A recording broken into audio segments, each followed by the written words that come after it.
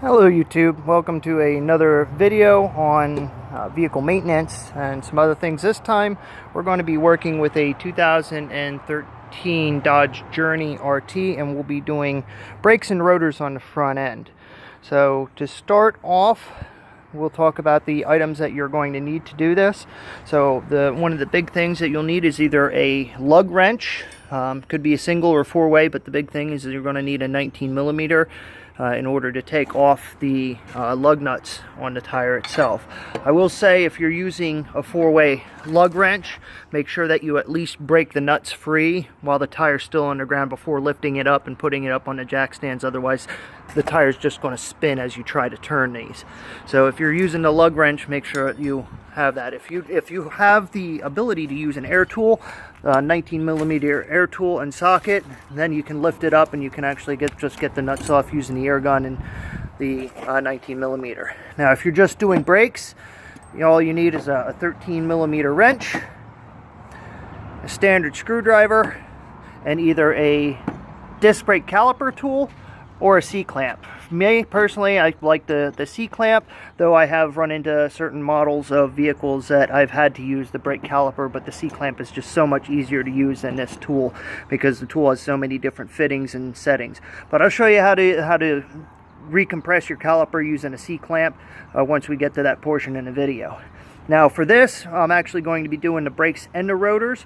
So in order for me to get the rotors off, I'm also going to need a big old wrench with a 21mm socket on that, and that's to remove the two bolts that hold in the caliper itself, because they wrap around the rotor. Now I will say, for the Dodge Journey RT and Crew, be careful when you buy your brakes and calipers, because they actually use the larger size. Because I ended up going to the store trying to record a video, got to the point where I was ready to put the brakes and rotors on, and ended up with rotors that were way too small and brake pads that definitely didn't fit. So in this case, you want to make sure that you have the right, and I believe these are 290mm rotors for the front and 285mm for the back. Either which way, when you go to the parts store, just make sure that you specify that it's the RT or the Crew and it's the larger size. And of course, it's the larger size brake as well. So when you want to get set up, the first thing that you want to do, set your rear parking brake to make sure that your vehicle doesn't drift on you. Then you're going to set your lifts, use your jack right on the lift point. And as you can see, I also have jack stands, just in case if either of my jacks fail, it's going to drop right on top of the jack stand so I don't get crushed.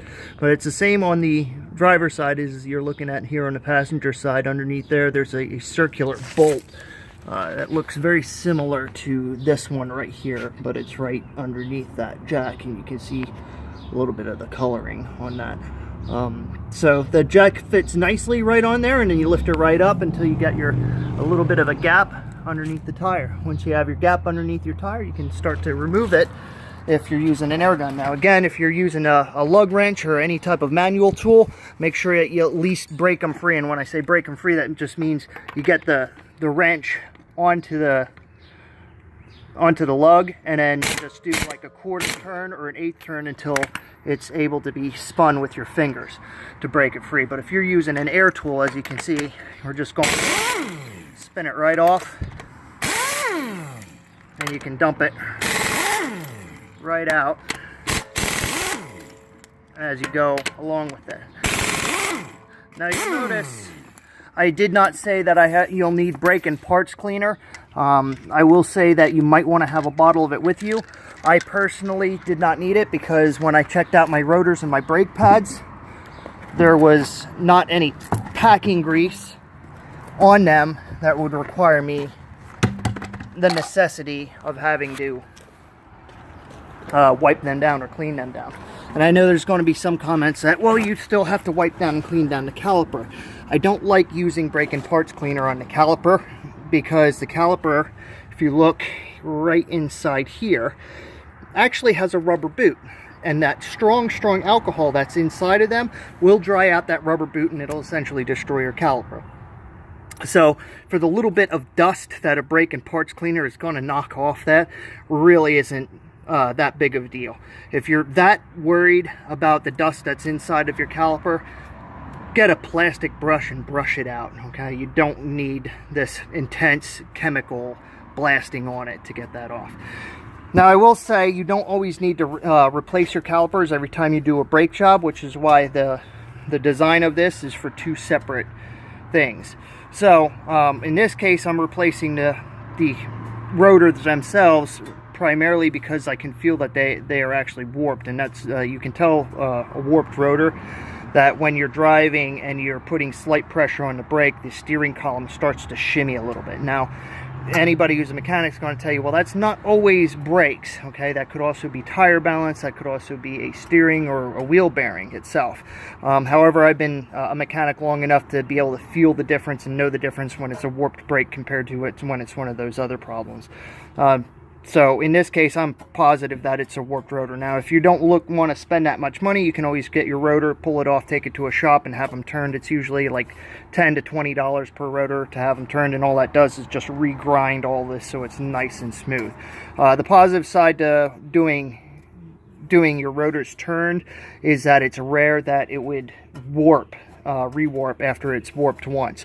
The downside is once you have them turned, it's grinding off a layer of the metal down to where it's no longer warped and won't cause that vibration. So you're actually cutting away the metal, and most states have a regulation requiring a minimum thickness for the rotor itself. So you could end up reaching that minimum thickness, and you'll end up having to replace it come next inspection year. As we're saying, you also, once we got the tire off, you can see right here's your rotor, right here is your brake caliper, these right here are your brake pads, and this is the housing that holds your caliper in. This right here is the guide screw or the guide bolt that holds your caliper on. Now, because the bolts are coming in rear to front, okay, we're going to have to turn the opposite way to loosen them. So in this case, it's going to be turned to the right to loosen and turned to the left to tighten. I'm just going to put this on, okay, and get it to break free. Once I got it to break free, unscrew my bolt, take it out.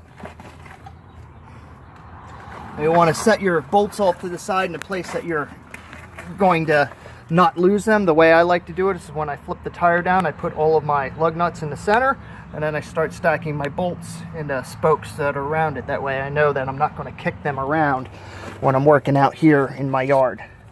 And we're going to go on to the bottom portion of this.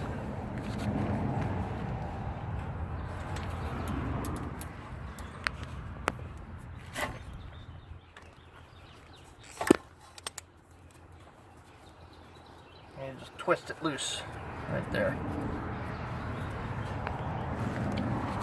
Now on this one, I didn't really have to use the screwdriver. This is what I use the screwdriver for, is sometimes these calipers will stick on.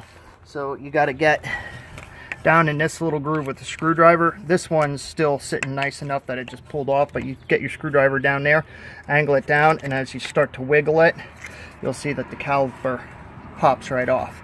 Now you can see with the Dodges, okay, these operate with a two-piston caliper. And what the caliper tool does is it sits back in this space and then puts a cover over top of your two pistons here, and then it just clamps them and pushes them down.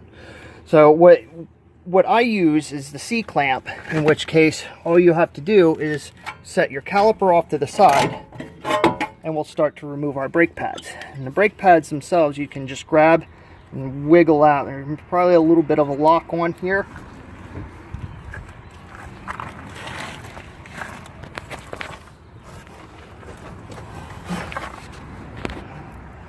That you just need to work with. And again, you can use your screwdriver to try to get in behind there, because this guy was sticking a little bit. So I got my brake pad off. I can set that off to the side. And we'll do the same thing with the rear. And we get that off. Now once I got the rear off, I'm going to take that, set that in there like that. From there, it's really easy. I'm going to turn this to the side, and then I get my little, well, not little, but my 12-inch C-clamp, and I'm just going to match it up. And if you can see, I'm putting the front end of the clamp on the back end of the screw. So that, since I'm doing this rather one-handed, I gotta try to manipulate this best I can. So I'm gonna back this out.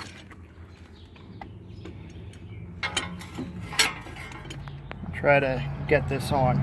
So I'm going to pause video because I need both hands for a minute, and I'll be right back. Alright, so this is what you should be working with.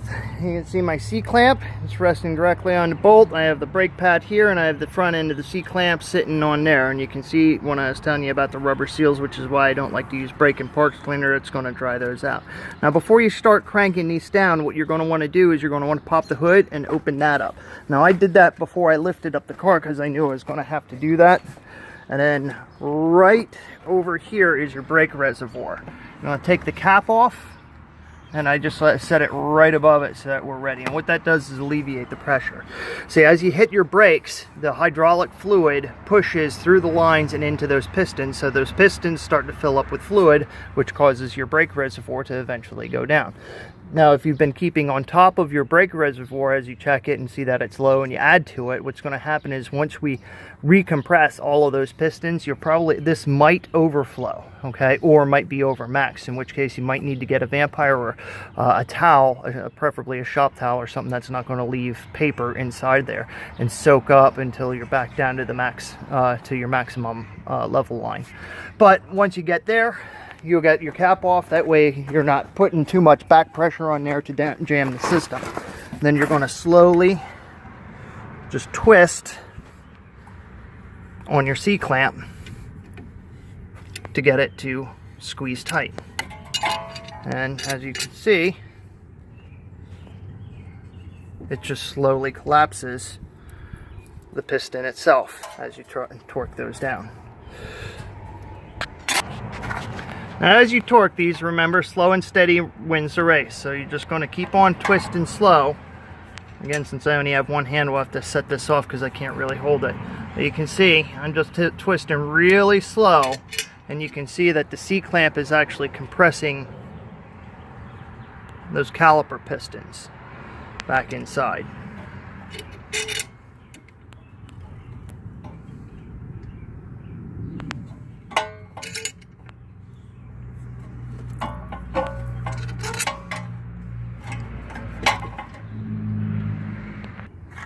Okay, and then once you have those compressed, they're not going to go completely flush, but they should be probably back to about 2 millimeters or so, you can see. And then once I grab the pad, you can see how far back those have been pressed in. Alright, so now that we're done with compressing our caliper, we'll set our brakes off to the side and we'll continue working. So I got to pause this for a minute so I can move the caliper. Alright, so now we're going to start working on the rotor. Okay, this is your portion right here, which is your rotor. Okay, I have the caliper wedged back here between the tie rod and the shock itself. So, and then we're going to move onto our rotor. Now our rotor is the bracket that holds on the caliper, is bolted down with these bolts over here. And these are both 21 millimeters. So we're going to get our 21 millimeter wrench.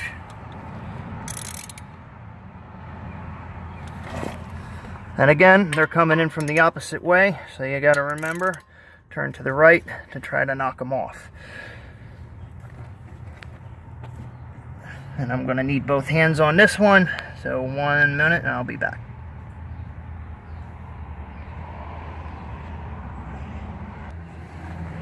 Okay, so I was able to break that free, and we're just going to get those. Now you can see I already got this top one out. I'm just going to take that. Again, I like to put it right here in my little workspace. Again, down here at the bottom.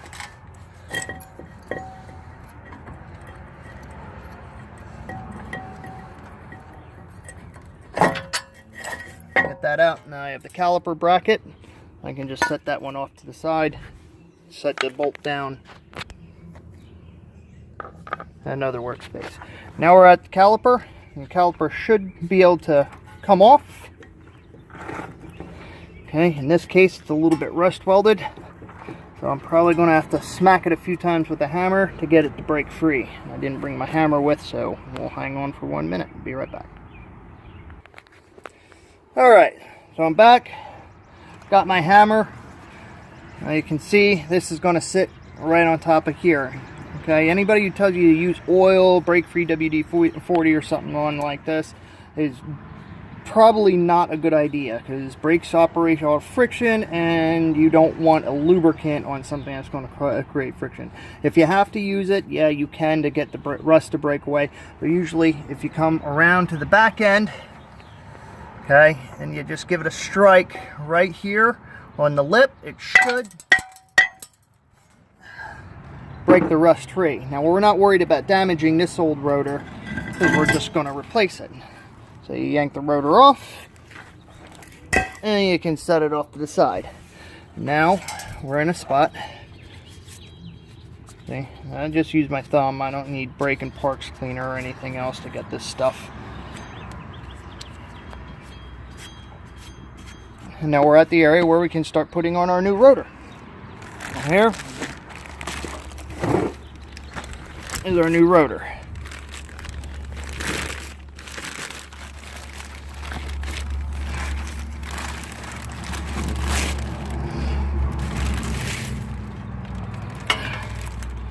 Well, we're going to inspect our new rotor. Again, I can feel that there's no packing grease and no nothing on there, so I don't really need brake and parts cleaner to try to take all that crap off of it. And you just slide your rotor right back on. Afterwards, you're going to take your brake and your caliper bracket. That's going to slide on over top of your rotor and behind.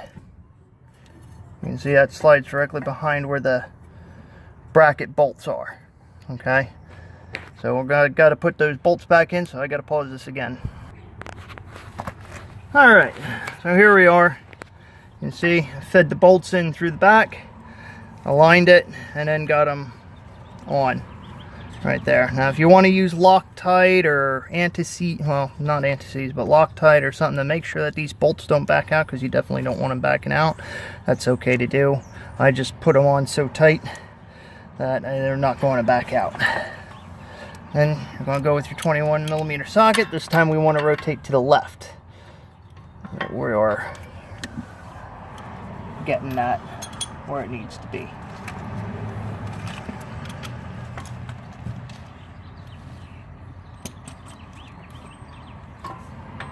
Alright, so again, rotating to the left.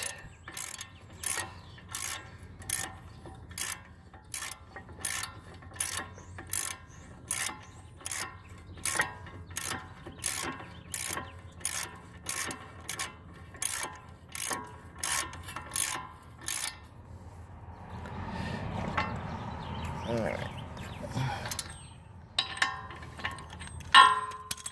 This one I'll hand tighten because you can get that there. Alright. I'll start torquing that down.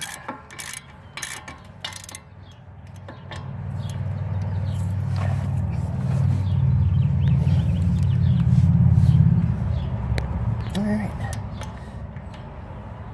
There you go. Make sure that that's good and tight and sitting flush. And that other one looks like it's good and tight. Alright, now I have my bracket back on. You can see I have my brand new rotor in place. It's the appropriate size, everything's sitting nicely. So now we're going to match onto your pads. These are the new pads. And again, it's pretty foolproof. The curve on the pad faces towards the outside of the rotor. And you're going to put them on the front side and the back side, respectively. You just want to slide these in.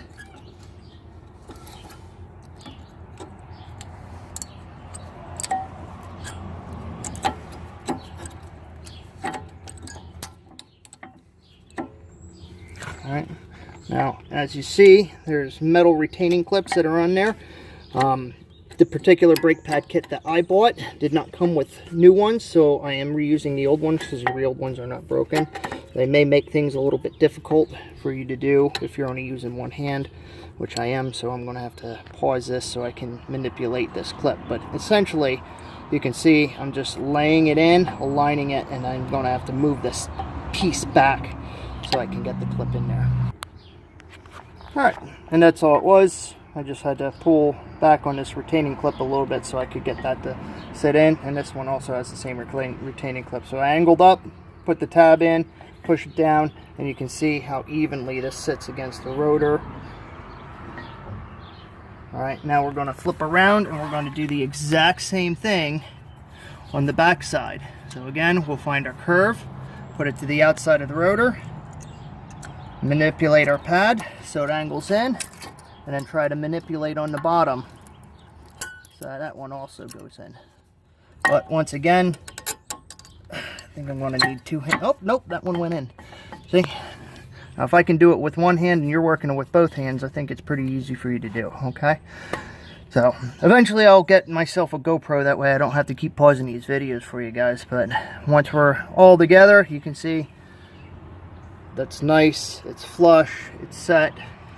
And now we're ready to put our caliper back on. So if you remember, we had our caliper lodged in here, and the reason we had that is because this brake line, which is made out of rubber, we didn't want any stress on it because you could tear that brake line and then you'll be out of brakes.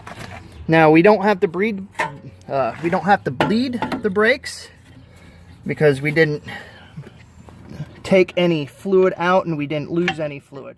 So we're just going to lay this caliper back on. I'm going to compress the floating pins, which have that little boot over top of them. And again, down here on the bottom, I'm just going to compress that floating pin and get that to align.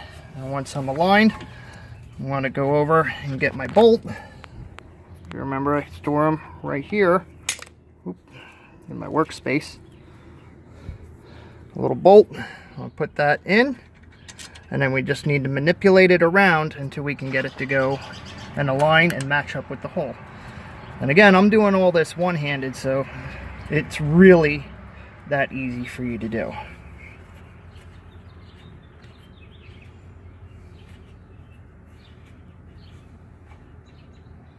Okay, and we'll go and get second bolt. We'll move that around to the bottom side here. If you can see, right here's the bolt. One in through there, and we're just going to wiggle that around until we get that to align. And you see, I just a little bit of a wiggle, and then because again we're facing the opposite direction, we got to turn it to the left to tighten. All right. Once I got it finger tight, I'm going to get my wrench, throw that on,